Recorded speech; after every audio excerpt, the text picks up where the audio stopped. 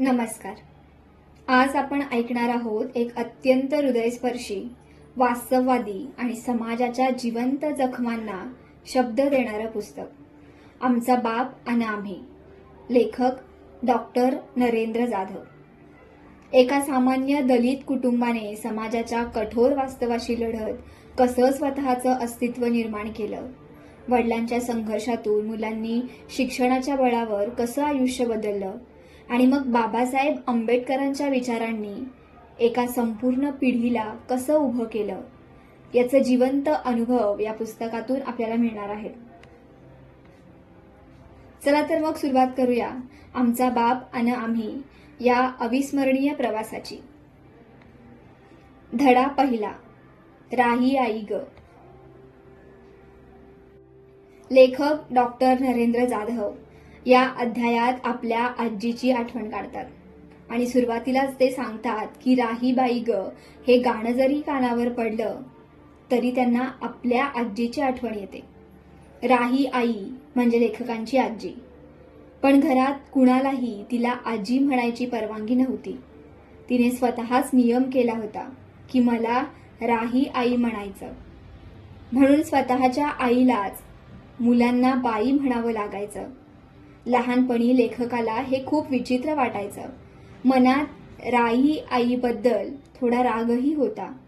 कारण राही आई म्हणजे प्रेमळ, गोष्टी सांगणारी, कुशीत घेणारी आजी नव्हती, तर कठोर, चिडचिड करणारी आणि रागीट स्वभावाची म्हातारी होती. लेखक सांगतात की राही आई पूर्ण अंध झाली होती. डोळ्यांमध्ये मोतीबिंदू आला, पण योग्य उपचार न झाल्यामुळं तिची दृष्टी कायमची गेली.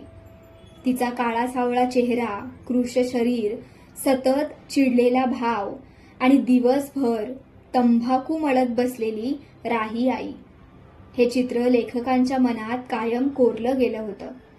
लहान मुलं तिच्याजवळ जायला घाबरायची. कारण नसतानाही ती मारायची. घरात सतत तंबाखू भाजल्याचा वास पसरलेला असायचा.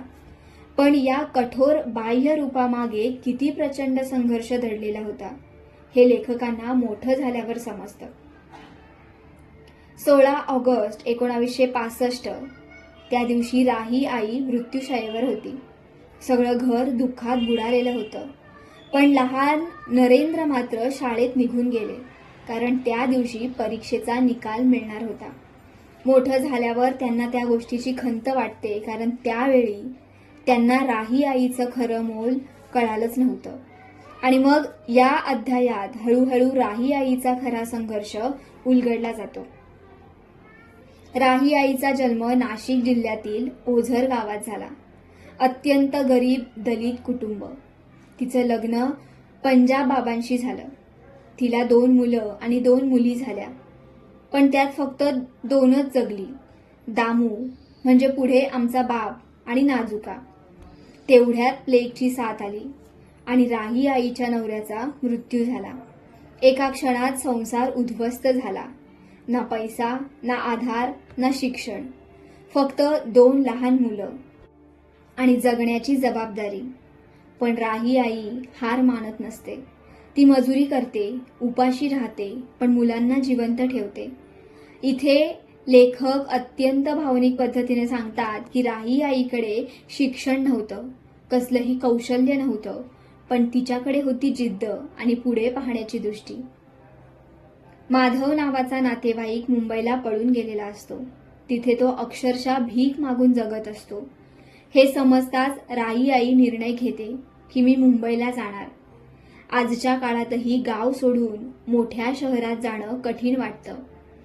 पण त्या काळात एका अशिक्षित विधवेनं 2 लहान मुलांना घेऊन मुंबई गाठायचं ठरवणं ही गोष्टच थरारक होती. कडक उन्हात अनवाणी पायांनी लहान दामू आणि नाजुकाला घेऊन राही आई चालते आहे. रस्त्यांचं डांबर तापलेलं, मुलांचे पाय भाजतायत, नाजुका रडते आणि मग राही आई कचऱ्यातून फाटकी कापडं शोधते. त्यांच्या चिंध्या करून मुलांच्या पायांना बांधते, जेणेकरून त्यांचे पाय भाजू नयेत. हा प्रसंग ऐकताना अक्षरशः डोळ्यात पाणी येतं, कारण ही स्त्री गरीब असली, अशिक्षित असली तरी तिच्यातली आई जागी होती. खेरवाडी स्टेशनवर तिला गावातील एक बाई भेटते. ती मुंबईला जाणार असते. तिच्या सोबतीनं राही आई मुलांना घेऊन बिन तिकीट मुंबईला पोहोचते. मुंबईत आल्यावर ती पूर्णपणे गोंधळते, पण घाबरत नाही. ती माधवचा शोध घेते. पण नियतीचा खेळ बघा, ज्याच्यासाठी ती मुंबईला आली तोच माधव जबाबदारीच्या भीतीनं परत गावाला निघून जातो. आता राही आई समोर प्रश्न होता की परत गावाला जायचं की मुंबईतच राहायचं. आणि इथे तिच्या आयुष्यातला सर्वात मोठा निर्णय घेतला जातो. ती मुंबईतच राहायचं ठरवते, कारण तिला त्या शहरात संधी दिसत होती. ती अशिक्षित होती, पण दूरदृष्टी अफाट होती. तिला जाणवत होतं की गावात राहिलो तर पिढ्यानपिढ्या गरिबीच मिळणार, पण मुंबईत मुलांचं आयुष्य बदलू शकतं. आणि खरंच याच निर्णयामुळं पुढे जाधव कुटुंबाचं संपूर्ण भविष्य बदलतं. आता कळतं की तुला आजी नाही आई का म्हणायचो, कारण राही आई फक्त आजी नव्हती, तर ती संपूर्ण कुटुंबाचा पाया होती. तिने केलेल्या संघर्षामुळेच पुढे आमचा बाप घडला आणि त्यातूनच घडलं एक यशस्वी, शिक्षित आणि प्रेरणादायी कुटुंब. मोठेपणा शिक्षणात किंवा पैशात नसतो, तर संकटात उभं राहण्याच्या हिमतीत असतो. राही आई अशिक्षित होती, पण ती खऱ्या अर्थानं दूरदृष्टी असलेली स्त्री होती. काही माणसं पुस्तकातील पात्र नसतात, तर ती स्वतःच एक जिवंत विचारधारा असतात. धडा दुसरा, आमचा बाप. लेखक या अध्यायामध्ये आपल्या वडिलांची ओळख करून देतात, पण ते वडील म्हणत नाहीत, कारण त्यांच्या घरात वडील हा शब्द चालत नव्हता. त्यांचे वडील म्हणायचे, अरे वडील वडील काय म्हणता, ते फार बुळबुळीत वाटतं, झणझणीत शब्द हवा, बाप. आणि म्हणूनच संपूर्ण पुस्तकाचं नाव पडलं आमचा बाप अन आम्ही. घरात सगळे त्यांना दादा म्हणायचे. साधं रूप, काळा सावळा चेहरा, धोतर, सदरा, खाकी कोट आणि काळी टोपी, हातात काठी. पण त्या साध्या माणसाच्या आत एक प्रचंड आत्मसन्मान आणि जिद्द दडलेली होती. दादा फार शिकले नव्हते, पण जीवनाचं तत्वज्ञान त्यांना अनुभवातून मिळत होतं. त्यांचा स्वभाव विचित्र मिश्रण होता. एकीकडे कठोर शिस्त, तर दुसरीकडे मुलांवर अपार प्रेम. ते मुलांना कधी गोंजारून प्रेम दाखवत नसत, पण प्रत्येक कृतीतून त्यांचं प्रेम जाणवत असे. दादा रोज कामावरून येताना मुलांसाठी नानकटाई आणायचे. घरात कितीही गरिबी असली तरी मुलांच्या चेहऱ्यावर आनंद पाहणं त्यांना महत्त्वाचं वाटायचं. पण दादांचा सर्वात मोठा गुण होता स्वाभिमान. ते गरीब होते, दलित होते, समाजात अपमान सहन करावा लागायचा, पण त्यांनी कधीही स्वतःला कमी समजलं नाही.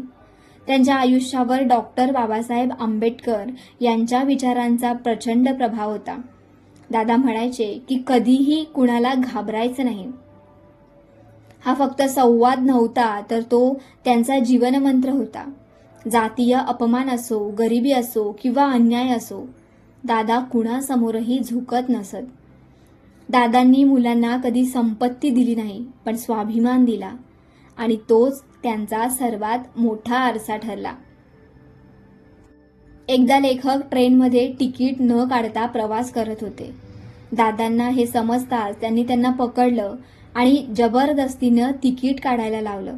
कारण दादांच्या मते गरीब असणं चुकीचं नाही, पण बेईमान असणं चुकीचं आहे.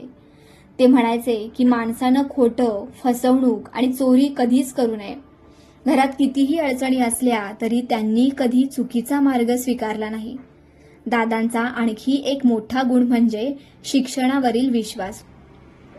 ते स्वतः फार शिकले नव्हते, पण त्यांना जाणवलं होतं की गरिबीतून बाहेर पडायचं असेल तर शिक्षणाशिवाय पर्याय नाही. म्हणून त्यांनी मुलांच्या शिक्षणासाठी आयुष्य झिजवली. घरात पैशाची कमतरता होती. अनेकदा 2 वेळचं जेवणही कठीण होतं, पण मुलांच्या शिक्षणात त्यांनी कधी तडजोड केली नव्हती. ते मुलांना सतत सांगायचे की कोणत्याही क्षेत्रात जा, पण टॉपला जा. हा संवाद फक्त प्रेरणा नव्हती, तर मुलांच्या आयुष्याची दिशा होती. आणि मग खरंच त्यांच्या मुलांनी पुढे शिक्षण, नोकरी आणि समाजात मोठं स्थान मिळवलं. पण या यशामागे दादांची कठोर शिस्त होती. ते मुलांना घाबरवतही होते, रागवायचेही, पण त्या रागामागे प्रेम आणि भविष्याची काळजी होती. दादा रागावले की फार भयानक दिसायचे. त्यांच्या काही दात पडलेले होते. रागात बोलताना ते अजून धाकदायक वाटायचे, पण आतून ते फार प्रेमळ. त्यांना मुलांनी मोठं व्हावं, स्वाभिमानी व्हावं आणि समाजात मानानं जगावं असं वाटायचं. दादा स्वतःच्या आयुष्याकडे कधी फारसं पाहत नव्हते. त्यांचं संपूर्ण आयुष्य मुलांसाठी होतं. त्यांनी स्वतःच्या इच्छा मारल्या, स्वतःचं आयुष्य कष्टात घालवलं, पण मुलांना पुढे नेलं. दादा फक्त आपल्या मुलांचे बाप नव्हते, तर विचारांनी संपूर्ण समाजाचे बाप होते. कारण त्यांनी आपल्या मुलांना भीतीऐवजी हिंमत दिली, हीनत्वाऐवजी स्वाभिमान दिला आणि गुलामगिरीऐवजी शिक्षणाची वाट दाखवली. धडा 3. मातोश्री. हा अध्याय म्हणजे अशाच एका आईची कथा, सोनाबाईची, ज्यांना घरात सगळे बाई म्हणायचे. घरात दादा म्हणजे कडक शिस्त, तर बाई म्हणजे माया, सहनशीलता आणि न संपणारा त्याग. लेखक सांगतात की बाई फार शिकलेल्या नव्हत्या. त्या साध्या, शांत आणि कष्टाळू स्त्री होत्या. पण त्यांच्या खांद्यावर प्रचंड मोठा संसार होता. अत्यंत गरिबी, मग त्यात लहानसं घर, अनेक मुलं, दिवसभराची राबणं आणि मग त्यातही चेहऱ्यावर फारशी तक्रार नाही. संपूर्ण घर अक्षरशः बाईच्या भोवती फिरत होतं. सकाळ होण्यापूर्वीच तिचा दिवस सुरू व्हायचा.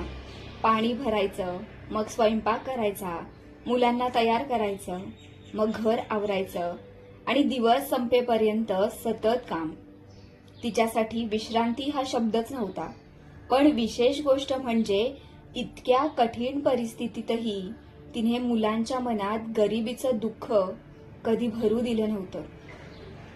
ती स्वतः उपाशी राहिली, पण मुलांना पोटभर खाऊ घातलं. लेखक अत्यंत भावनिक स्वरात सांगतात की बाईनं आयुष्यभर फक्त दिलं, कधीच काही मागितलं नव्हतं. दादा घरात शिस्त लावत होते, पण घरात प्रेमाचं वातावरण टिकवून ठेवण्याचं काम बाई करत होती. मुलं दादांना घाबरायची, पण बाईजवळ मन मोकळं करायची. ती मुलांची आई होती, मैत्रीण होती आणि संकटात आधारही होती. घरात पैशाची सतत कमतरता असायची. कधी अन्न कमी, कधी कपडे नाहीत, कधी औषधासाठी पैसे नाहीत. पण बाईनं कधी हार मानली नव्हती. ती परिस्थितीशी भांडत बसली नाही, तर परिस्थिती स्वीकारून संसार पुढे नेत राहिली. तिचं संपूर्ण आयुष्य मुलांच्या भविष्यासाठी झिजत गेलं. बाई फार बोलायची नाही, पण तिच्या डोळ्यात सतत काळजी असायची की मुलं शिकली पाहिजेत, मोठी झाली पाहिजेत. यासाठी ती मनापासून झटत होती. तिला स्वतःला शिक्षण मिळालं नव्हतं, पण शिक्षणाचं महत्त्व ती जाणत होती. घरात कितीही अडचणी असल्या तरी मुलांच्या अभ्यासात तिने अडथळा येऊ दिला नव्हता. मुलं आजारी पडली की तिची धावपळ सुरू व्हायची. मग त्यांच्यासाठी ती काळजीने रात्रभर जागायची. घरात एखादी चांगली गोष्ट आली तर ती आधी मुलांसाठी ठेवायची. स्वतःचा विचार ती शेवटी करायची. पण बाई फक्त प्रेमळ नव्हती, तर ती खंबीरही होती. गरिबी, ताण, अपमान हे सगळं सहन करतानाही ती तुटली नव्हती. तिच्यात एक शांत ताकद होती. दादांचा स्वभाव तापट होता. घरात अनेकदा तणाव व्हायचा, पण बाईनं संयमानं संसार सांभाळला. ती घराला जोडून ठेवणारी एक दोरी होती. घरातील प्रत्येक व्यक्ती दादांच्या व्यक्तिमत्वामुळे प्रभावित होती, पण त्या व्यक्तिमत्वामागे शांतपणे उभे राहिलेली सावलीसारखं अस्तित्व म्हणजे बाई. दादांनी मुलांना स्वाभिमान दिला, पण बाईनं त्यांना माणुसकी दिली. आईचं योगदान अनेकदा इतिहासात दिसत नाही. मोठं नाव मुलांचं होतं, कौतुक वडिलांचं होतं, पण त्या यशामागे आयुष्य झिजवणारी आई मात्र शांतपणे उभी असते. बाई तशीच होती. तिनं कधी स्वतःचं महत्त्व दाखवून दिलं नव्हतं, पण तिच्याशिवाय ते कुटुंब उभंच राहू शकलं नसतं. ते सांगतात की आईचं प्रेम कधी मोठमोठ्या शब्दात व्यक्त होत नाही. ते रोजच्या छोट्या त्यागात दिसतं. उपाशी राहून मुलांना खाऊ घालण्यात, रात्रभर जागण्यात आणि स्वतःचं आयुष्य विसरून संसार जगण्यात. मातोश्री हा अध्याय म्हणजे एका सामान्य आईचा असामान्य प्रवास. ही कथा आपल्याला शिकवते की आईचं मोठेपण तिच्या शिक्षणात किंवा पैशांमध्ये नसतं, तर संकटातही घराला आधार देण्यात असतं. सोनाबाई म्हणजे त्यागाचं, सहनशीलतेचं आणि निस्वार्थ प्रेमाचं जिवंत रूप होतं. धडा 4, दादांचं आत्मचरित्र. लेखक डॉक्टर नरेंद्र जाधव या अध्यायामध्ये सांगतात की त्यांचे वडील म्हणजे दादा फार शिकलेले नव्हते, पण आयुष्याचा अनुभव इतका खोल होता की त्यांचं प्रत्येक वाक्य म्हणजे जणू जगलेलं तत्वज्ञान होतं. दादांनी स्वतःच्या आयुष्याच्या आठवणी आपल्या बोलीभाषेमध्ये सांगितल्या आणि त्यातून उभं राहतं एक भयावह वास्तव. दादांचा जन्म अत्यंत गरीब दलित कुटुंबात झाला. लहानपणापासूनच जातीय अपमान, गरिबी आणि उपासमार हे त्यांच्या आयुष्याचा भाग होते. गावात महार असल्यामुळं माणूस म्हणून किंमत नव्हती. त्यांना लहानपणीच समजलं होतं की या समाजात जन्मावरून माणसाची किंमत ठरते. शाळेत जाताना अपमान, गावात वेगळी वागणूक, काम करताना तुच्छता, हे सगळं ते रोज अनुभवत होते. दादा सांगतात की गरिबी एवढी होती की अनेकदा पोटभर अन्नही मिळत नव्हतं. पण त्याहून जास्त वेदनादायक गोष्ट होती ती म्हणजे अपमान. कारण गरिबी माणूस सहन करू शकतो, पण माणूस म्हणून नाकारलं जाणं आतून तोडून टाकतं. दादांच्या आयुष्यातली सर्वात मोठी व्यक्ती म्हणजे त्यांची आई, राही आई. वडील लहानपणीच गेले आणि राही आईनं मजुरी करून मुलांना शिकवलं. दादा लहानपणापासूनच आईचा संघर्ष पाहत होते. आई उपाशी राहायची, पण मुलांना खाऊ घालायची. तिच्या डोळ्यात सतत एकच स्वप्न होतं की मुलांनी माझ्यासारखं आयुष्य जगू नये. आणि मग हाच विचार पुढे दादांच्या आयुष्याचं बळ बनतो. दलितांना गावात मान नव्हता. मग त्यांचं काम वेगळं, वस्ती वेगळी, पाणी वेगळं. माणसांमध्ये भिंती उभ्या होत्या. दादा सांगतात की गावात जगताना सतत स्वतःचं अस्तित्व सिद्ध करावं लागायचं. लहान वयातच त्यांनी कामं करायला सुरुवात केली, कधी मजुरी तर कधी इतरांची कामं, कारण घर चालवणं आवश्यक होतं. पण या सगळ्यात दादांच्या मनात एक गोष्ट सतत वाढत होती, बंड, अन्यायाविरुद्धचं बंड. आणि मग इथे त्यांच्या आयुष्यात येतात डॉक्टर बाबासाहेब आंबेडकर. बाबासाहेबांचे विचार ऐकल्यानंतर दादांचं संपूर्ण आयुष्य बदलून जातं. पहिल्यांदाच कुणीतरी त्यांना सांगत होतं की तू कमी नाहीस. मग हा विचार दादांच्या मनात खोलवर रुजतो. ते बाबासाहेबांना देवासारखं मान देत. कारण बाबासाहेबांनी दलितांना फक्त अधिकाराची भाषा शिकवली नव्हती, तर माणूस म्हणून जगण्याची हिंमत दिली. दादा सांगतात की पूर्वी तेही अन्याय सहन करत होते, पण बाबासाहेबांच्या विचारानंतर त्यांनी मान झुकवणं बंद केलं होतं. त्यांच्या बोलण्यात आत्मसन्मान आला. गावात भविष्य नाही हे लक्षात आल्यानंतर दादा मुंबईला येतात, पण मुंबईतलं आयुष्यही सोपं नव्हतं. राहायला जागा नाही, काम नाही, पोट भरण्याची चिंता. मोठ्या शहरात ते अक्षरशः संघर्ष करत जगत होते. कधी उपाशी दिवस तर कधी फुटपाथवर झोप, कधी अपमान. पण दादा हार मानत नव्हते. त्यांच्या मनात एकच गोष्ट होती की माझ्या मुलांनी हे आयुष्य जगू नये, आणि मग म्हणूनच ते स्वतः कष्ट सहन करून मुलांच्या शिक्षणासाठी झटतात. ते गरीब असतील पण कधीही लाचार नव्हते. ते कुणापुढे हात पसरत नव्हते. त्यांना मेहनतीवर विश्वास होता. दादा अनेकदा रागीट वाटतात, पण त्या रागामागे वर्षानुवर्ष साचलेली वेदना असते. समाजाने केलेला अपमान, गरिबी, असुरक्षितता हे सगळं त्यांच्या स्वभावात उरलेलं होतं. पण त्याच वेळी त्यांच्यात अफाट प्रेमही होतं. ते मुलांवर जीवापाड प्रेम करत होते. त्यांना मुलांनी शिकावं, मोठं व्हावं आणि डोकं वर करून जगात नाव कमवावं.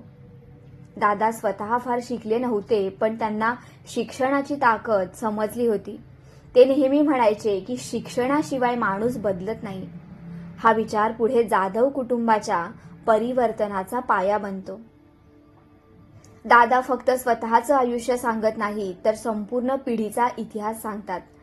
त्यांच्या आयुष्यातील प्रत्येक प्रसंग हा त्या काळातील लाखो दलितांच्या वेदनेचा प्रतिनिधित्व करत असतो. दादा कोणी मोठे अधिकारी नव्हते, पण त्यांनी आपल्या मुलांना इतकं मोठं केलं की त्यांचं संपूर्ण आयुष्य यशस्वी झालं. गरिबी माणसाला थांबवू शकते, पण स्वाभिमान आणि शिक्षण माणसाचं भविष्य बदलू शकतं. एखाद्या माणसाचं शिक्षण कमी असू शकतं, पण त्याची बुद्धी, त्याचा स्वाभिमान आणि जगण्याची समज अफाट असू शकते. धडा 5. दादांच्या हस्ताक्षराचा नमुना. लेखक डॉक्टर नरेंद्र जाधव या अध्यायामध्ये आपल्या वडिलांच्या एका छोट्याशा सवयीमधून त्यांचा स्वाभिमान, त्यांचा आत्मविश्वास आणि जगण्याकडे पाहण्याची दृष्टी दाखवतात. दादा शिकलेले नव्हते, त्यांना व्यवस्थित लिहिता वाचता येत नव्हतं, पण एक गोष्ट त्यांना मान्य नव्हती की स्वतःला कमी समजणं.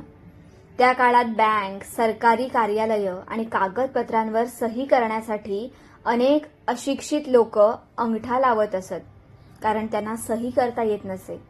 पण दादांना अंगठा लावणं मान्य नव्हतं. त्यांच्या मते अंगठा म्हणजे गुलामीचं चिन्ह. त्यांना स्वतःचं नाव लिहिता यावं, सही करता यावी, ही एक प्रचंड महत्वाची गोष्ट वाटत होती. म्हणून त्यांनी स्वतःच्या सहीचा एक नमुना तयार केला होता.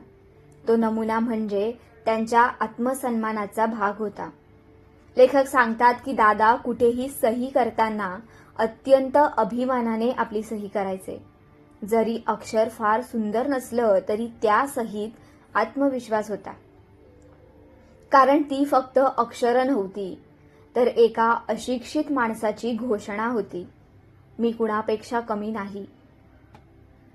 त्यांना स्वतःला शिकता आलं नाही याचं दुःख होतं, पण त्यांनी ते दुःख न्यूनगंड बनू दिलं नव्हतं. उलट त्यांनी ठरवलं की माझी मुलं शिकणार. त्यांच्या दृष्टीनं सही म्हणजे केवळ नाव लिहिणं नव्हतं, तर स्वतःचं अस्तित्व सिद्ध करणं होतं. त्या काळात दलित, गरीब आणि अशिक्षित लोकांना अनेकदा कमी लेखलं जायचं. कार्यालयात त्यांना अपमानास्पद वागणूक मिळायची. पण दादा अशा वेळी ताठ उभे राहायचे. त्यांना स्वतःचा मान जपायचा होता. शिक्षण म्हणजे फक्त नोकरी मिळवणं नाही, तर आत्मसन्मान मिळवणं आहे. दादांना कदाचित मोठमोठी पुस्तकं वाचता येत नव्हती, पण त्यांना शिक्षणाची किंमत समजली होती. म्हणूनच त्यांनी मुलांना वारंवार सांगितलं की शिका, मोठे व्हा, कुणासमोर झुकू नका. दादांच्या सहीचा नमुना म्हणजे त्यांच्या आयुष्याचं प्रतीक बनलं. त्यांनी आयुष्यभर अपमान पाहिला, गरिबी पाहिली, जातीय भेदभाव सहन केला, पण त्यांनी स्वतःचं अस्तित्व कधी मिटू दिलं नाही. काही लोक मोठ्या पदांमुळे मोठे नसतात, तर स्वतःचा मान जपण्याच्या वृत्तीमुळे मोठे असतात. दादा अशाच माणसांपैकी एक होते. लेखक सांगतात की दादांच्या व्यक्तिमत्वात एक प्रकारचा हट्ट होता. तो हट्ट पैशाचा नव्हता, तर सन्मानाचा होता.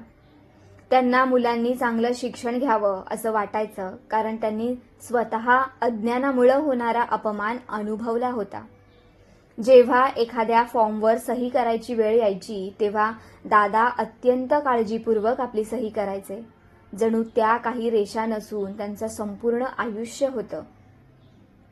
या संपूर्ण प्रसंगातून लेखक दादांचं संपूर्ण जग दाखवतात की एक अशिक्षित दलित माणूस जो समाजाच्या दृष्टीने सामान्य होता पण मनानं अत्यंत मोठा होता.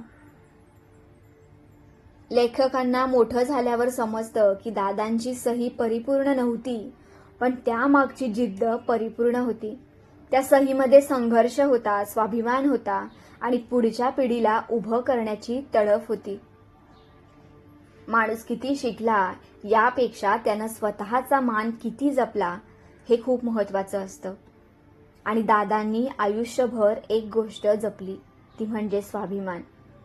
बालपण म्हणजे फक्त खेळ, मस्ती आणि निष्पाप आठवणी नसतात, तर काहींचं बालपण गरिबी, संघर्ष आणि आयुष्य लवकर समजून घेण्यात जातं.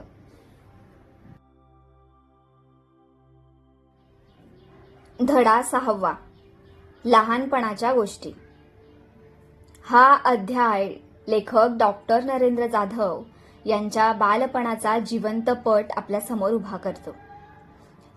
हा अध्याय खरं तर त्या काळातील मुंबईच्या झोपडपट्टीत पोहोचतो जिथे गरिबी होती, अडचणी होत्या, पण त्याचबरोबर प्रेम, हसू आणि जगण्याची धडपड होती. लेखक सांगतात की त्यांचं बालपण अत्यंत साध्या आणि कठीण परिस्थितीत गेलं. घर लहानसं, माणसं जास्त, सततची आर्थिक अडचण, पण त्या छोट्याशा घरात जीवन मात्र भरभरून होतं. घरात दादा म्हणजे शिस्त आणि धाक, तर बाई म्हणजे माया आणि आधार. लेखक आणि त्यांची भावंड सतत काही ना काही खोड्या करत असत. कधी भांडणं, कधी खेळ, तर कधी शेजाऱ्यांच्या तक्रारी. पण या सगळ्यातून त्यांच्या बालमनाची निरागसता दिसते. एका खोलीत संपूर्ण कुटुंब राहत असं. प्रायव्हसी नावाची गोष्ट नव्हती. सगळ्यांचं सुख दुःख एकत्र होती. कोणाच्या घरी आनंद असला तर सगळी चाळ आनंदी आणि कुणावर संकट आलं तर सगळे मदतीला धावणारे. गरिबी होती पण माणुसकी होती. लेखक सांगतात की लहानपणी त्यांना अनेक गोष्टींची भीती वाटायची, विशेषतः दादांच्या रागाची. दादा रागवले की घरात शांतता पसरायची. त्यांच्या आवाजातच इतका धाक होता की मुलं थरथर कापायची. पण तरीही मुलांच्या मनात दादांबद्दल आदर होता, कारण त्यांना माहिती होतं की दादा रागावतात ते त्यांच्या भल्यासाठीच.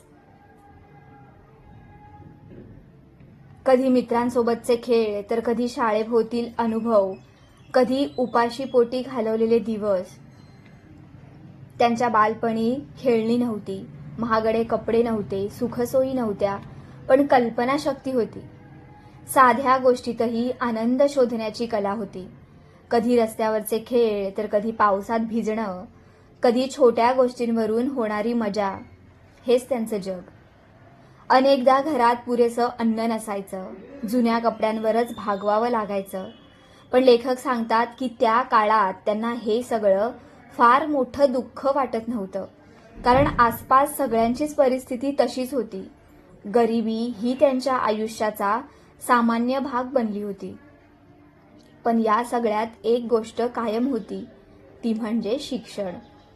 दादा आणि बाई दोघांना वाटायचं की मुलांनी शिकून मोठं व्हावं, म्हणून परिस्थिती कितीही कठीण असली तरी मुलांच्या शाळेत कधी खंड पडू दिला नव्हता. लहानपणी त्यांना अनेकदा स्वतःचं जग फार छोटं वाटायचं, पण त्याच छोट्या जगात त्यांनी माणसं ओळखली, संघर्ष पाहिला आणि जीवन समजायला सुरुवात केली. भांडणं व्हायची, चिडवाचिडवी व्हायची, पण संकटात सगळे एकत्र उभे राहायचे, कारण गरिबी माणसांना वेगळं करण्यापेक्षा अनेकदा अधिक घट्ट जोडते.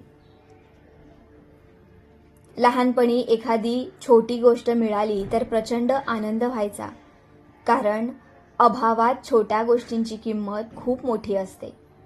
जातीय भेदभाव थेट किंवा अप्रत्यक्षपणे सतत जाणवत होता, पण दादांनी मुलांच्या मनात कधीही हीनत्व येऊ दिलं नव्हतं. ते सतत स्वाभिमान शिकवत आले. बालपण श्रीमंतीने सुंदर होत नव्हतं, तर प्रेम, माणुसकी आणि आशेने सुंदर होतं. लेखकाचं बालपण कठीण होतं, पण त्याच संघर्षांनी पुढे त्यांना मजबूत बनवलं. गावातून मोठ्या शहरात येणाऱ्या प्रत्येक माणसासाठी मुंबई ही फक्त एक जागा नसते, तर ते एक स्वप्न असतं, एक भीती असते आणि जगण्याची शेवटची आशाही असते. धडा 7वा, मुंबई नगरीची ओळख. लेखक डॉक्टर नरेंद्र जाधव या अध्यायामध्ये सांगतात की मुंबई त्यांच्या कुटुंबासाठी फक्त शहर नव्हतं, तर आयुष्य बदलण्याची संधी होती. राही आईने गाव सोडून मुंबई गाठण्याचा निर्णय घेतला आणि मग त्या एका निर्णयाने संपूर्ण जाधव कुटुंबाचं भविष्य बदलतं. पण त्या काळातील मुंबई आजच्या मुंबईसारखी नव्हती. मोठमोठ्या इमारतींपेक्षा झोपड्या जास्त होत्या, गर्दी प्रचंड होती, गरिबीही होती आणि जगण्यासाठी सतत धडपड चालू होती. गावातून आलेल्या माणसासाठी ही मुंबई सुरुवातीला पूर्णपणे गोंधळून टाकणारी होती. सतत धावणारी माणसं, लोकल ट्रेनची गर्दी, रस्त्यांवरील आवाज, चाळींचं जीवन, हे सगळं त्यांच्या कुटुंबासाठी नवीन होतं. मग लेखक सांगतात की मुंबईने त्यांना सुरुवातीला सुख दिलं नाही, तर संघर्ष दिला. राहायला नीट जागा नव्हती. एका छोट्याशा खोलीत अनेक माणसं राहत होती. उन्हाळा असो किंवा पावसाळा, सततची कोंडी आणि हाल अपेक्षा होत्याच. पण तरीही गावापेक्षा मुंबई वेगळी होती, कारण इथे किमान संधी होती. गावात जात जन्माबरोबर चिटकून राहत होती. माणूस कितीही मेहनत केली तरी त्यांचं आयुष्य बदलण्याची शक्यता फार कमी होती. पण मुंबईत मेहनत केली तर पुढे जाण्याची आशा होती. हीच गोष्ट दादांना आणि राही आईला जाणवत होती. चाळ म्हणजे फक्त राहण्याची जागा नव्हती, तर एक जिवंत समाज होता. एका खोलीत संपूर्ण संसार, शेजाऱ्यांचे आवाज, भांडणं, हशा, सण, दुःख, सगळं काही एकत्र. प्रायव्हसी नव्हती, पण माणुसकी होती. एखाद्या घरात अडचण आली तर संपूर्ण चाळ मदतीला उभी राहत असे. लेखक सांगतात की मुंबईत त्यांनी अनेक प्रकारची माणसं पाहिली. कष्टकरी कामगार पाहिले, मजूर पाहिले, हातावर पोट असणारे लोक पाहिले. दिवसभर राबणारी ही माणसं रात्री थकून भागून परतायची, पण दुसऱ्या दिवशी पुन्हा उभी राहायची. मुंबईने त्यांना शिकवलं, जगायचं असेल तर धावावंच लागतं. गर्दीने भरलेल्या ट्रेन, लटकून प्रवास करणारी माणसं, वेळेशी चाललेली शर्यत, मुंबईची ही धडपड लेखकांच्या मनावर खोलवर परिणाम करते. त्यांना जाणवतं की इथं प्रत्येक जण काहीतरी मिळवण्यासाठी धावत आहे, पण या शहरात संघर्ष जितका मोठा तितकी स्वप्नही मोठी. दादांनी मुंबईत अनेक प्रकारची कामं केली, कष्ट केले, अपमान सहन केला, पण त्यांनी कधी हार मानली नाही. कारण त्यांना माहिती होतं की गावात परत गेलो तर पुन्हा तीच गरिबी आणि जातीय बंधनं. मुंबईत किमान मुलांचं भविष्य बदलण्याची शक्यता होती आणि मग म्हणून त्यांनी मुंबईला चिटकून राहणं निवडलं. मुंबईने त्यांना केवळ पैसा कमवायला शिकवलं नव्हतं, तर जगायला शिकवलं. इथे त्यांनी विविध भाषा, विविध संस्कृती आणि विविध प्रकारची माणसं पाहिली. त्यांचं जग मोठं होत होतं. गावात माणूस फक्त आपल्या जातीपुरता मर्यादित राहत होता, पण मुंबईत अनेक भिंती थोड्या कमी जाणवत होत्या. जरी भेदभाव पूर्णपणे संपला नव्हता, तरीही शहरात स्वतःचं स्थान निर्माण करण्याची संधी होती. लेखकांच्या बालपणीची मुंबई ही विरोधाभासांनी भरलेली होती. एका बाजूला झोपडपट्ट्या तर दुसऱ्या बाजूला श्रीमंती. एका बाजूला उपाशीपोटी झोपणारी माणसं तर दुसऱ्या बाजूला चैनीचं जीवन. ही विषमता लेखकांच्या मनावर खोलवर कोरली जाते. ती कधी कठोर आईसारखी वाटते, जी सतत परीक्षा घेते, तर कधी आशा देणाऱ्या गुरुसारखी वाटते, जी मेहनत करणाऱ्याला पुढे जाण्याची संधी देते. लेखक सांगतात की मुंबईने त्यांच्या कुटुंबाला खूप त्रास दिला, पण त्याच मुंबईने त्यांना उभंही केलं. जर राही आई आणि दादा मुंबईला आले नसते तर कदाचित त्यांचं आयुष्य गावातल्या गरिबीतच अडकून राहिलं असतं. धडा 8वा. युरोपियन साहेबाच्या संगत. हा अध्याय म्हणजे दादांच्या आयुष्यात आलेल्या अशाच एका वेगळ्या अनुभवाची कथा. लेखक डॉक्टर नरेंद्र जाधव या अध्यायामध्ये सांगतात की मुंबईमध्ये संघर्ष करत असताना दादांना अनेक प्रकारची माणसं भेटली.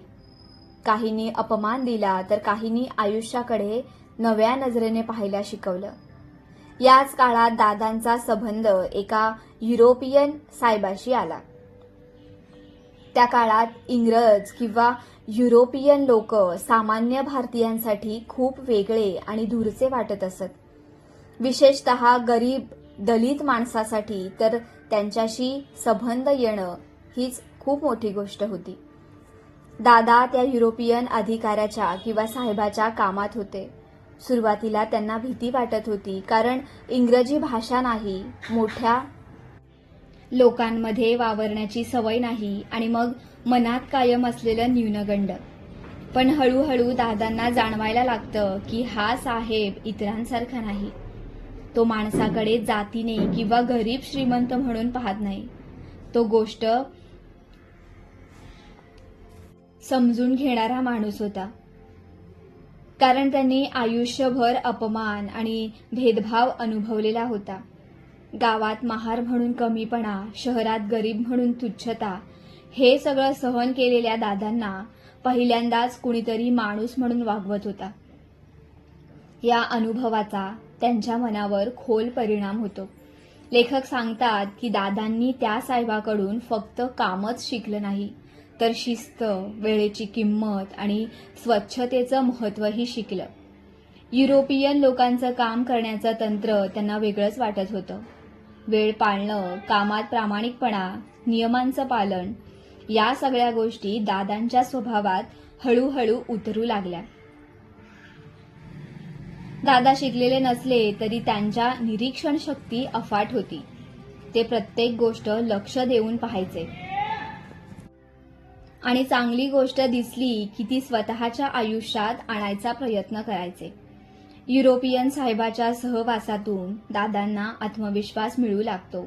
त्यांना जाणवतं की आपणही काही कमी नाही, कारण त्या साहेबानं त्यांना कधीही जातीवरून कमी लेखलं नव्हतं. भारतीय समाजात जिथे दलितांना माणूस म्हणून वागणूक मिळत नव्हती, तिथे परदेशी माणूस त्यांच्याशी आदराने बोलत होता. हा विरोधाभास दादांच्या मनाला सतत टोचत राहतो. लेखक अप्रत्यक्षपणे इथे भारतीय समाज व्यवस्थेवर मोठं भाष्य करतात. ज्या देशात स्वतःच्या लोकांना माणूस म्हणून मान नाही, तिथे बाहेरचा माणूस कधी कधी अधिक माणुसकी दाखवतो. पूर्वी ते फक्त संघर्ष करणारे कामगार होते, पण आता त्यांच्या विचारांमध्ये अधिक आत्मविश्वास येतो. त्यांच्या चालण्या बोलण्यात आणि जगण्याच्या पद्धतीत बदल होऊ लागतो.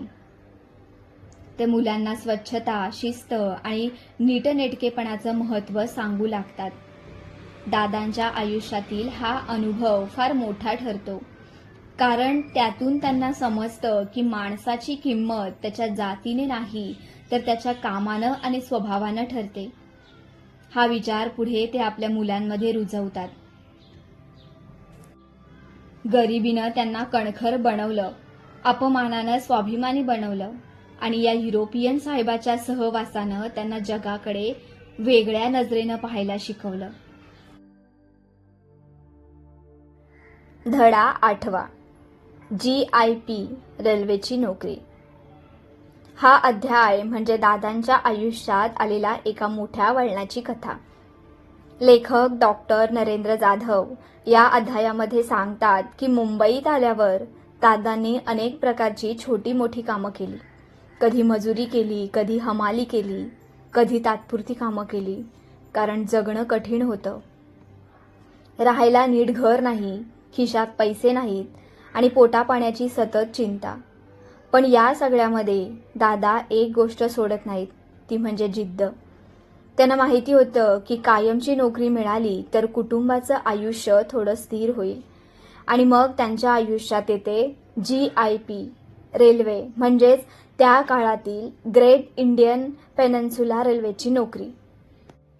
ही नोकरी मिळवणं दादांसाठी खूप मोठी कष्टाची गोष्ट होती, कारण त्या काळात सरकारी किंवा रेल्वेची नोकरी म्हणजे सुरक्षितता. विशेषतः गरीब दलित कुटुंबासाठी तर ती आयुष्य बदलणारी संधी होती. लेखक सांगतात की दादांना ही नोकरी सहज मिळाली नव्हती, त्यासाठी खूप संघर्ष करावा लागला. त्या काळात जातीचा भेदभाव उघडपणे होत असे. दलित माणसांना चांगली कामं मिळणं कठीण होतं, पण दादांनी हार मानली नव्हती. त्यांच्या मेहनतीमुळे आणि चिकाटीमुळे त्यांना रेल्वेत काम मिळालं. ही बातमी संपूर्ण कुटुंबासाठी आनंदाची होती, कारण आता रोजच्या उद्याची भीती थोडी कमी झाली होती. मोठमोठे इंजिन, धुराने भरलेले प्लॅटफॉर्म्स, गर्दी, शिट्ट्यांचे आवाज आणि सतत धावणारी माणसं. दादांचं आयुष्य आता या रेल्वेभोवती फिरू लागलं. रेल्वेची नोकरी म्हणजे आराम नव्हता, कष्ट प्रचंड होते. लांब तास काम, कडक शिस्त, वरिष्ठांचा दबाव. पण दादा हे सगळं सहन करत होते, कारण त्यांच्या डोळ्यासमोर एकच गोष्ट होती, मुलांचं भविष्य. लेखक सांगतात की दादा कामाबाबत अत्यंत प्रामाणिक होते. त्यांना कामात फसवणूक किंवा आळस अजिबात आवडत नसे. रेल्वेनं त्यांना शिस्त शिकवली, वेळेचं महत्त्व, जबाबदारी आणि कामातील काटेकोरपणा. या सगळ्या गोष्टी त्यांच्या स्वभावाचा भाग बनल्या. दादांसाठी नोकरी म्हणजे फक्त पगार नव्हता, ती त्यांच्या आत्मसन्मानाची गोष्ट होती. कारण आयुष्यभर अपमान सहन केलेल्या माणसाला आता स्वतःच्या मेहनतीवर उभं राहण्याची संधी मिळाली होती. रेल्वेच्या नोकरीमुळे सतत थोडी स्थिरता आली. मुलांच्या शिक्षणाकडे अधिक लक्ष देता येऊ लागलं. घरात उपासमारीची भीती थोडी कमी झाली, पण संघर्ष संपला नव्हता. पगार कमी, जबाबदाऱ्या मोठ्या, तरीही दादा समाधानी होते. कारण त्यांना वाटत होतं की आता पुढची पिढी आपल्यासारखं आयुष्य जगणार नाही. विविध जाती धर्माची माणसं एकत्र काम करत होती. मुंबईसारख्या शहरात काम करताना दादांचं जग विस्तारलं होतं. त्यांना वेगवेगळ्या स्वभावाची माणसं भेटली, काही चांगली, काही अपमान करणारी, पण दादांनी प्रत्येक अनुभवातून शिकत राहिले. लेखक सांगतात की दादांनी आयुष्यभर स्वतःच्या कष्टावर विश्वास ठेवला. त्यांना दया नको होती, संधी हवी होती. आणि मग रेल्वेची नोकरी ही त्यांच्यासाठी अशीच एक संधी ठरली. ते स्वतःला गरीब मान्य करत होते, पण हीन कधीच मानत नव्हते. रेल्वेच्या नोकरीने त्यांना फक्त आर्थिक आधार दिला नव्हता, तर आत्मविश्वासही दिला. त्यांच्या बोलण्यात आता अधिक ठामपणा आला. मुलांबद्दलची स्वप्न मोठी होऊ लागली. ते सतत सांगू लागले की तुम्ही शिकून मोठे अधिकारी व्हा, कारण त्यांनी स्वतः कष्टाचं आयुष्य जगलं होतं.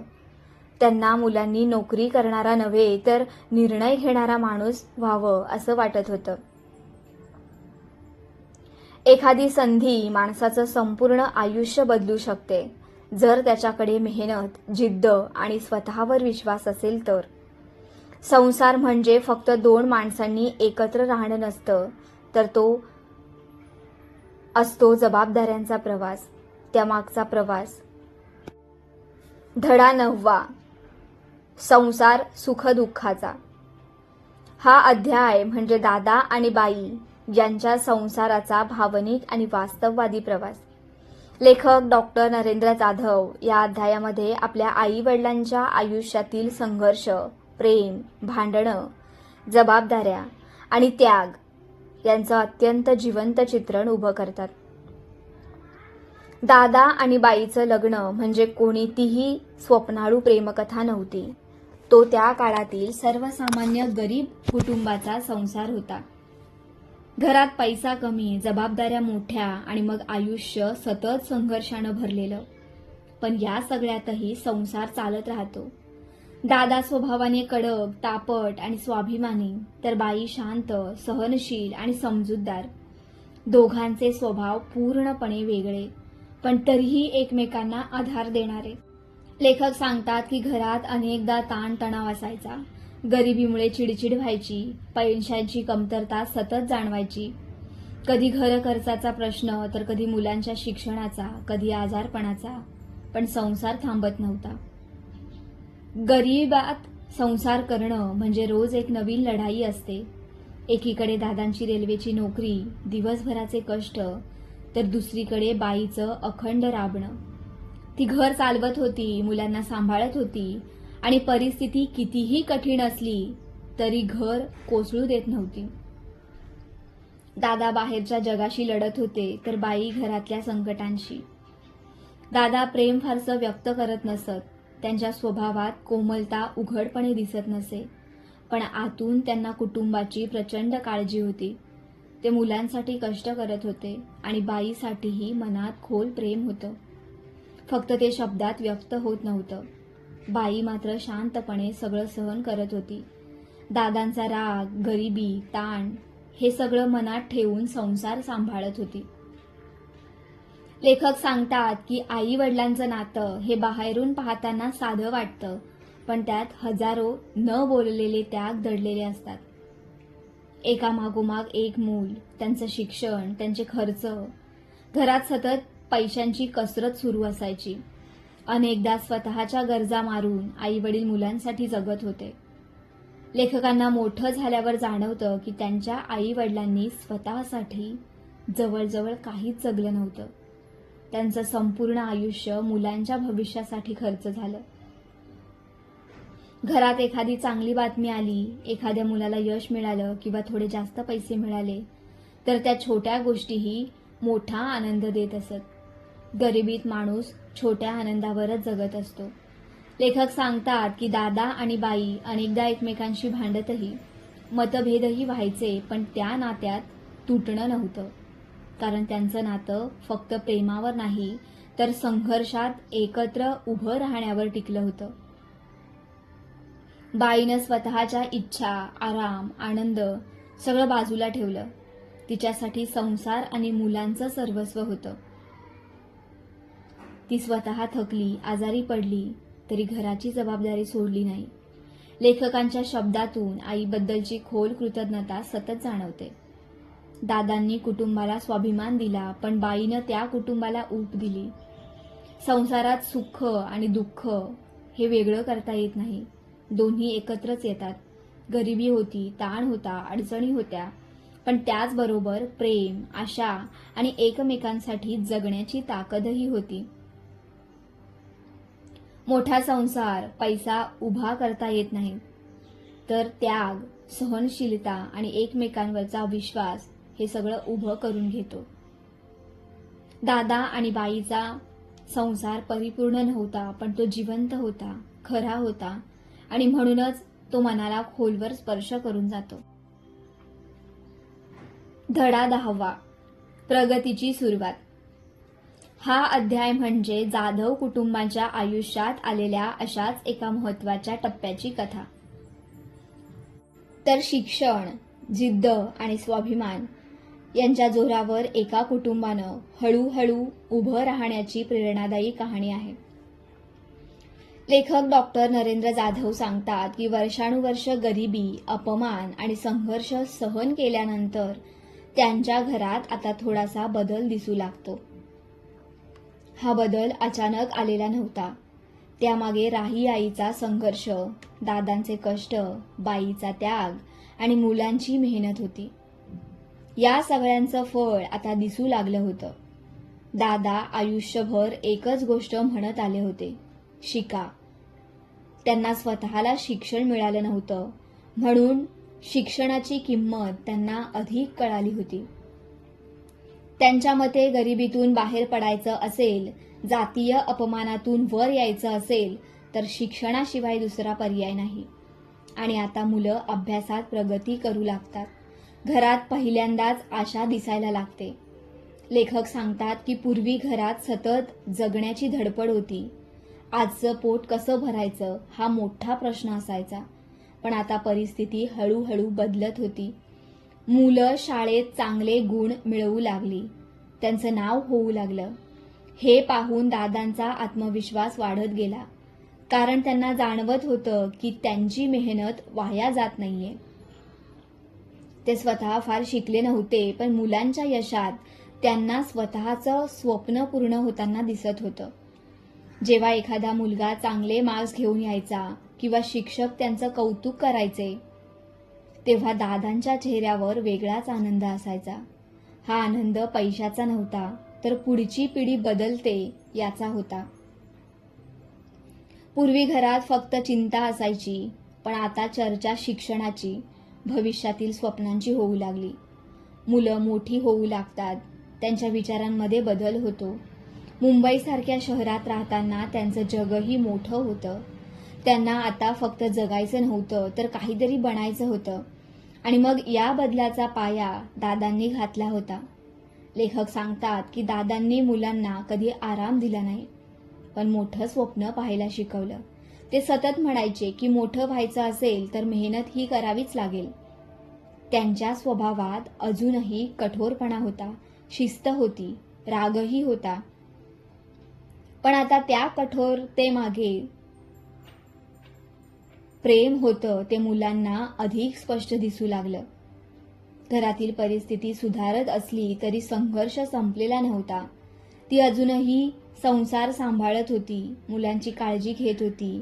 तिने स्वतःच्या आयुष्याचा विचार जवळजवळ सोडूनच दिला होता, कारण तिच्यासाठी मुलांचं भविष्य सर्व काही होतं.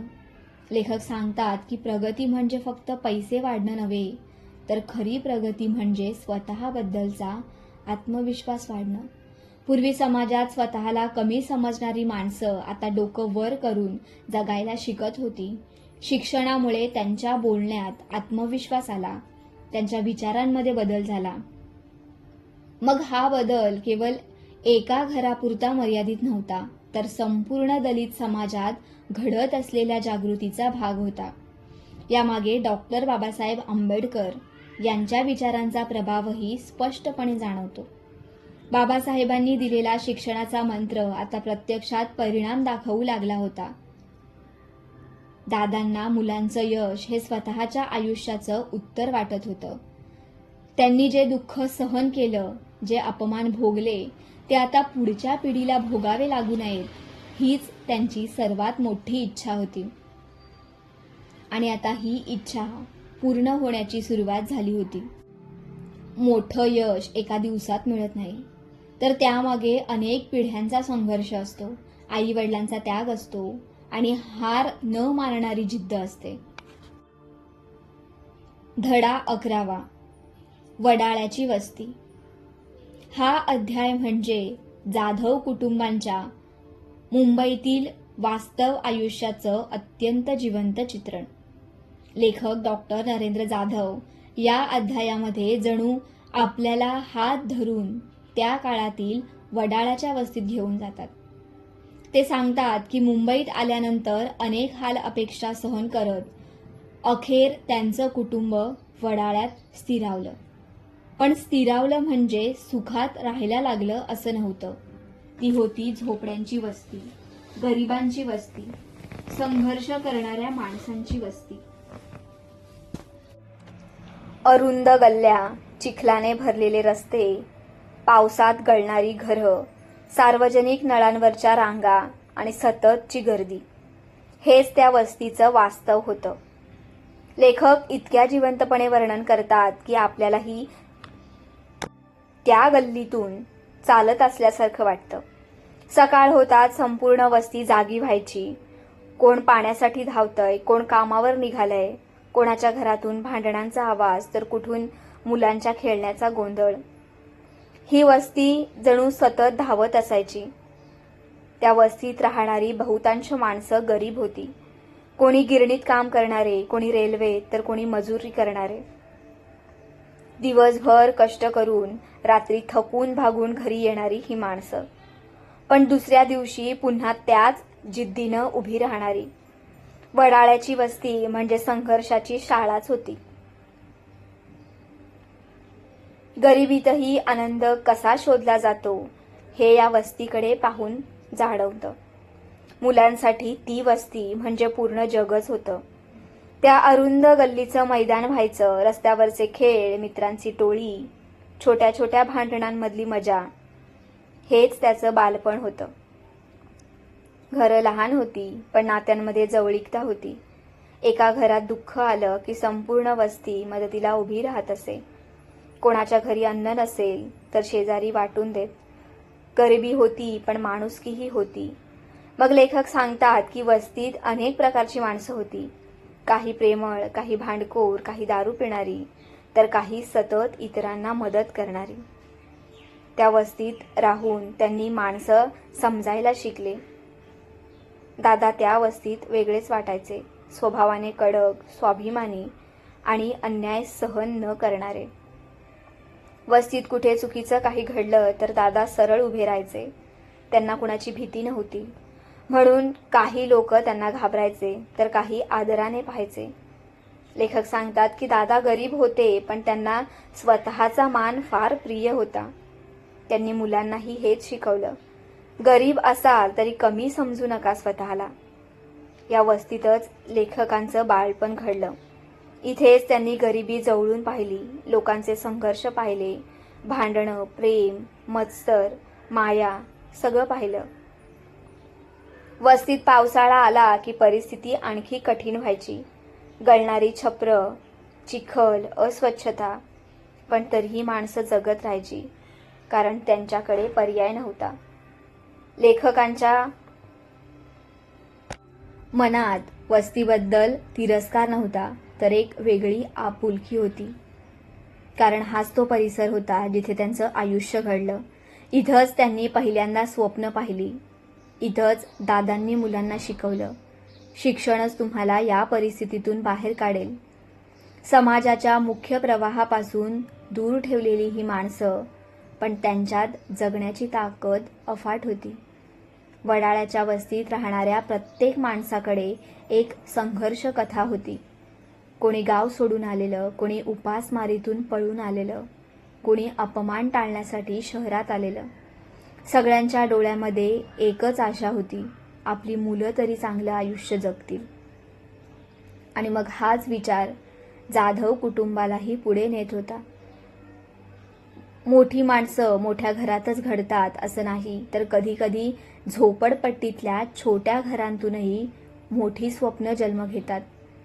आणि मग त्या स्वप्नांना आकार देतात संघर्ष, माणुसकी आणि हार न मानणारी जिद्द.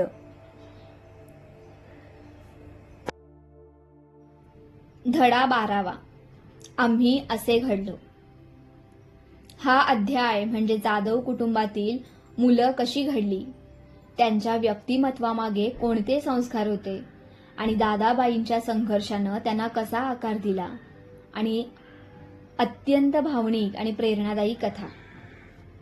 लेखक डॉक्टर नरेंद्र जाधव जणू मागे वळून स्वतःच्या आयुष्याकडे पाहतात आणि शांतपणे सांगू लागतात की आम्ही मोठे झालो, अधिकारी झालो, शिकून पुढे गेलो, पण हे सगळं अचानक घडलं नाही. त्यामागे होता दादांचा कठोर स्वभाव, बाईचा त्याग, गरिबीचे चटके आणि सतत डोक्यावर फिरणारा संघर्ष. लेखक सांगतात की त्यांचं बालपण सुखाचं नव्हतं. घरात सतत पैशांची कमतरता, एका छोट्याशा खोलीत सगळा संसार, पावसाळ्यात गळणारं छप्पर, अनेकदा अपुरी जेवणं. पण या सगळ्यात दादा एक गोष्ट कधीही विसरू देत नव्हते, तुम्ही शिकलंच पाहिजे. दादा स्वतः फार शिकले नव्हते, म्हणून शिक्षणाचं दुःख त्यांनी जवळून अनुभवलं होतं. त्यांना माहिती होतं की अज्ञान माणसाला कायम दुसऱ्याच्या दारात उभं ठेवतं. म्हणून त्यांनी मुलांना अक्षरशः ढकलून शिक्षणाकडे नेलं. लेखक सांगतात की दादा रागीट होते. त्यांच्या एका आवाजाने घर शांत व्हायचं. आम्ही त्यांना घाबरायचो, पण मोठे झाल्यावर समजलं की तो राग आमचं आयुष्य घडवण्यासाठी होता. त्यांना आमचं आयुष्य स्वतःसारखं व्हावं असं वाटत नव्हतं. ते नेहमी म्हणायचे की मोठं व्हायचं असेल तर कष्ट करावेच लागणार, आणि खरंच घरात आराम नव्हता, खेळायला मोकळं आयुष्य नव्हतं, सतत अभ्यास, सतत शिस्त आणि जबाबदारी. दादा छोट्या छोट्या गोष्टींतून संस्कार करत होते. खोटं बोलायचं नाही, चोरी करायची नाही, कुणापुढे हात पसरायचे नाहीत आणि स्वतःचा मान कधी सोडायचा नाही, हे त्यांचे नियम होते. लेखक सांगतात की दादांनी आम्हाला पैसा दिला नाही, पण स्वाभिमान दिला आणि तोच आमचा सर्वात मोठा वारसा ठरला. गरिबीत सगळे एकमेकांशी जोडले जातात. एकाचा शर्ट दुसऱ्याने वापरणं, एकाच पुस्तकावर अनेकांनी अभ्यास करणं, छोट्या गोष्टी वाटून घेणं, हे सगळं त्यांच्या आयुष्याचा भाग होतं. पण त्यातूनच एकमेकांबद्दलची जबाबदारी वाढत गेली. लेखक सांगतात की आम्ही फक्त घरात मोठे होत नव्हतो, तर वडाळ्याच्या वस्तीतलं जीवनही आम्हाला घडवत होतं. तिथल्या लोकांचे संघर्ष, त्यांची भाषा, त्यांची जगण्याची धडपड, हे सगळं आम्ही रोज पाहत होतो. गरिबी म्हणजे काय, अपमान म्हणजे काय आणि मेहनतीची किंमत काय, हे आम्हाला लहानपणीच समजलं. दादा कठोर होते, पण बाई शांत सावलीसारखी आमच्या मागे उभी होती. ती आमच्या प्रत्येक गरजेची काळजी घेत होती. अनेकदा स्वतः उपाशी राहून आम्हाला खाऊ घालत होती. तिचं प्रेम मोठ्या शब्दात नव्हतं, तर रोजच्या त्यागात होतं. लेखक सांगतात की मोठं झाल्यावर लक्षात आलं की आई वडिलांनी स्वतःचं आयुष्य जवळजवळ जगलंच नव्हतं. त्यांचं सगळं आयुष्य आमच्यासाठीच होतं. घरात पैसा नसला, सोयी नसल्या तरी अभ्यास थांबवायचा नाही. लेखक आणि त्यांची भावंडं दिवस रात्र मेहनत करत होती, कारण त्यांना माहिती होतं की हीच एक वाट आहे. आणि मग त्या काळात डॉक्टर बाबासाहेब आंबेडकर यांचे विचार त्यांच्यासाठी मोठी प्रेरणा होती. शिका, संघटित व्हा, संघर्ष करा, हा संदेश त्यांच्या घरात अक्षरशः जगला जात होता. दादांनी आम्हाला फक्त पुस्तकं शिकवली नाहीत, तर जगायला शिकवलं. संकटात न घाबरणं, कष्टाची लाज न बाळगणं आणि परिस्थितीला दोष न देता पुढे चालत राहणं, हे आम्ही त्यांच्याकडूनच शिकलो. लेखक जेव्हा स्वतःच्या यशाकडे पाहतात, तेव्हा त्यांना स्वतःपेक्षा जास्त दादा आणि बाई दिसतात. कारण आम्ही असे घडलो यामागे फक्त आमची मेहनत नव्हती, तर आई वडिलांचा त्याग होता. त्यांनी स्वतः अंधारात आयुष्य घालवलं, जेणेकरून आम्ही प्रकाशात जगू शकू. धडा 13वा, जे.डी. जाधव. हा अध्याय म्हणजे लेखक डॉक्टर नरेंद्र जाधव यांच्या आयुष्यातील अशाच एका आत्मपरीक्षणाचा प्रवास. मी जेव्हा स्वतःला जे.डी. जाधव म्हणून पाहतो, तेव्हा मला फक्त एक अधिकारी दिसत नाही, तर वडाळ्याच्या वस्तीतला तो छोटा नरेंद्र दिसतो. त्यांच्या डोळ्यासमोर पुन्हा उभी राहते ती अरुंद खोली, गरिबी, दादांचा राग, बाईचा त्याग आणि संघर्षानं भरलेलं ते बालपण. लेखक सांगतात की लहानपणी त्यांनी कधी मोठी स्वप्न पाहिली नव्हती, कारण परिस्थितीच अशी होती की जगणंच मोठं आव्हान होतं. घरात पैसा नव्हता, सुखसोयी नव्हत्या, कधी अभ्यासासाठी शांत जागा नव्हती. पण एक गोष्ट होती, दादांचा हट्ट, शिकायचंच. दादा सतत सांगायचे की मोठं व्हायचं असेल तर शिक्षणाशिवाय पर्याय नाही. त्या काळात त्यांना कदाचित दादांचा राग समजत नव्हता, पण मोठं झाल्यानंतर जाणवलं की दादा आम्हाला फक्त पास व्हायला सांगत नव्हते, तर परिस्थिती बदलायला शिकत होते. शाळेत जाताना अनेक अडचणी होत्या, घरात जागा नव्हती, आर्थिक ताण होता, पण अभ्यास थांबवायचा नाही. ते दिवस रात्र मेहनत करत राहिले, कारण त्यांच्या मनात एक गोष्ट हळूहळू स्पष्ट होत होती की आपण वेगळं आयुष्य जगू शकतो. या प्रवासात त्यांना अनेक अपमानही सहन करावे लागले. जातीय भेदभाव अजूनही समाजात होता. गरीब वस्तीतून आलेल्या मुलांकडे अनेकदा कमीपणानं पाहिलं जायचं. पण लेखक सांगतात की दादांनी त्यांच्या मनात कधीही हीनत्व येऊ दिलं नव्हतं.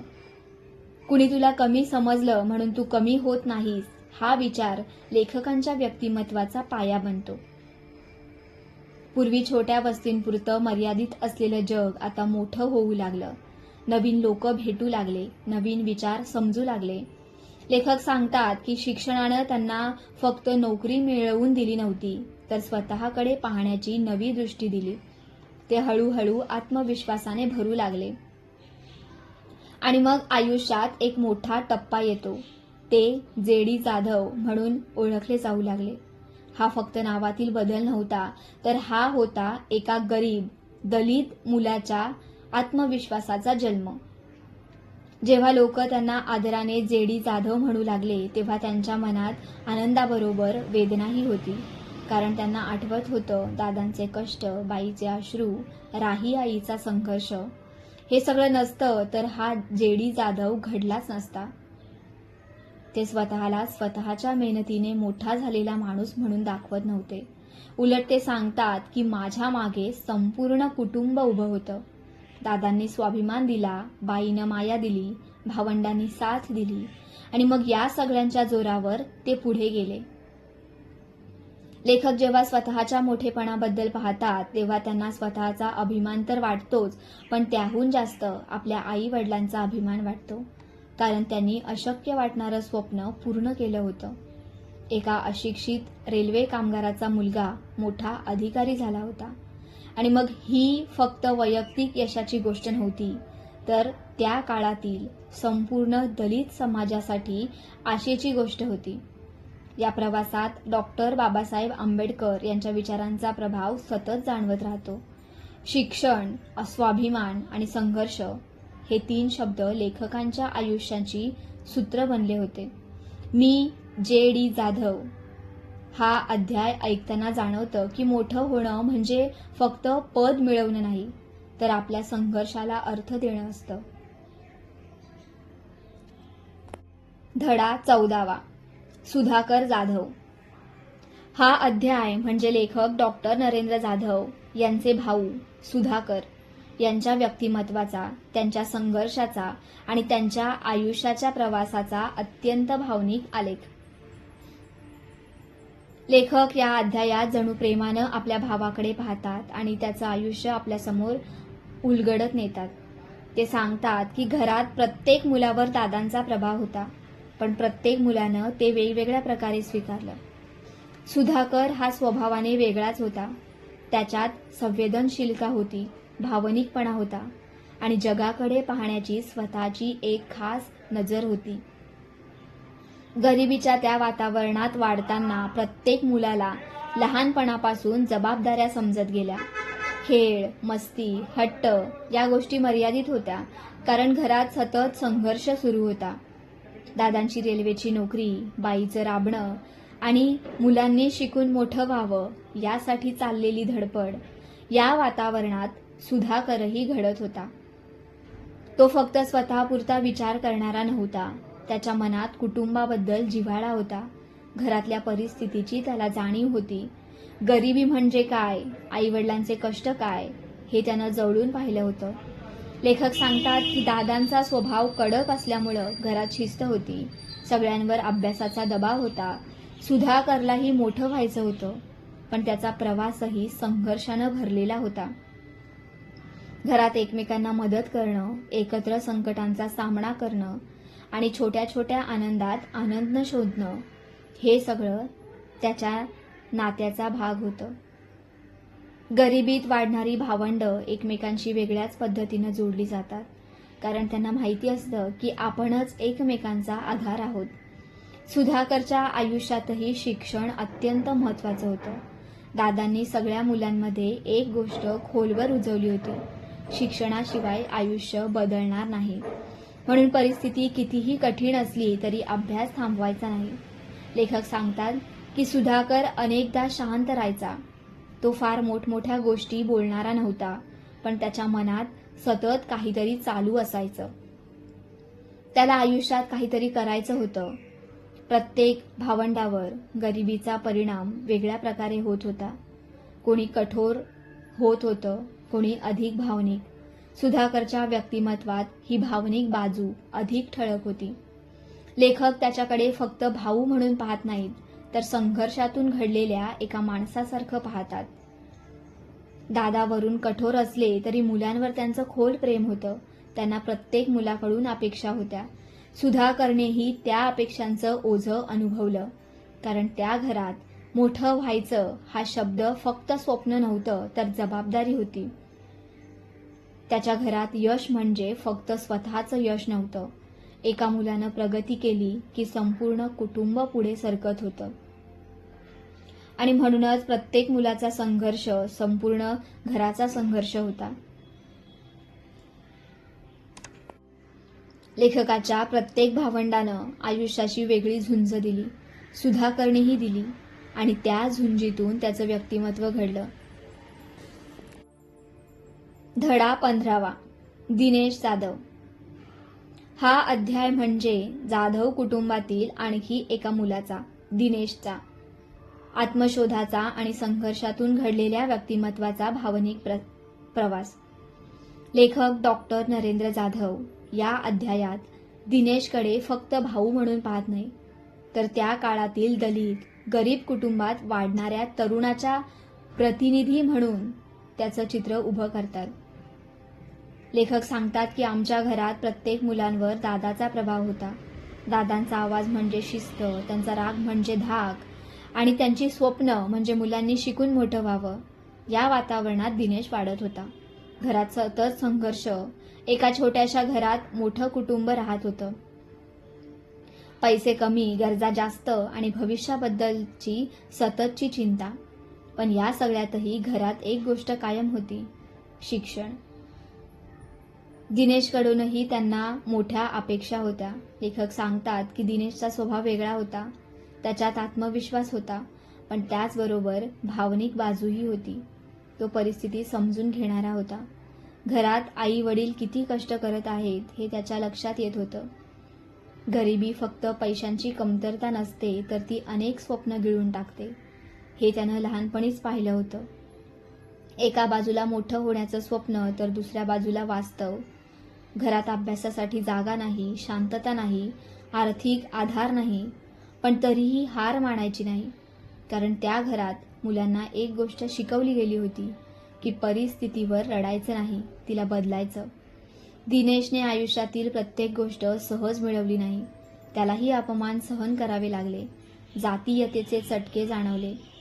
समाज अजूनही गरीब दलित मुलांकडे कमीपणानं पाहत होता. पण दादांनी मुलांच्या मनात कधीही गुलाम मानसिकता येऊ दिली नव्हती. ते नेहमी म्हणायचे की ताठ मानानं जगायचं. ही शिकवण दिनेशच्या स्वभावाचा भाग बनते. सगळे एकमेकांच्या आधाराने पुढे जात होते. एकाच पुस्तकातून अभ्यास, एकमेकांचे कपडे वापरणं, अडचणींमध्ये साथ देणं, हे सगळं त्यांच्या नात्याला अधिक घट्ट करत होते. गरिबीत माणूस लवकर मोठा होतो, बालपण फार काळ टिकत नाही, जबाबदाऱ्या लवकर समजतात. दिनेशकडेही जीवनाकडे पाहण्याची एक गंभीर दृष्टी तयार होत होती. तर या पुस्तकातून एक गोष्ट स्पष्टपणे समजते की गरिबी माणसाला थांबवू शकत नाही, जर त्याच्याकडे शिक्षण, स्वाभिमान आणि जिद्द असेल. डॉक्टर बाबासाहेब आंबेडकर यांनी दिलेला शिका, संघटित व्हा, संघर्ष करा, हा संदेश जाधव कुटुंबाने आपल्या आयुष्यात खऱ्या अर्थानं जगला. आणि मग म्हणूनच आमचा बाप अन आम्ही हे पुस्तक फक्त आत्मचरित्र राहत नाही, तर ते एका सामाजिक परिवर्तनाची जिवंत कहाणी बनतं. तर मित्रांनो, आपण आज ज्या सुखात, संधीमध्ये आणि स्वातंत्र्यात जगलो, त्यामागे कुणाचा तरी संघर्षाचा इतिहास असतो. तो इतिहास विसरू नका. आपल्या मुलांशी जोडलेले राहा आणि शिक्षणाची ताकद कधीही कमी समजू नका. याच भावनेने आजचा हा ऑडिओ बुकचा प्रवास इथेच थांबतो. तुम्हाला हा प्रवास आवडला असेल तर जरूर शेअर करा, आपल्या प्रतिक्रिया कळवा आणि अशाच आणखी प्रेरणादायी मराठी ऑडिओ बुकसाठी आपल्या चॅनलला नक्की साथ द्या. धन्यवाद.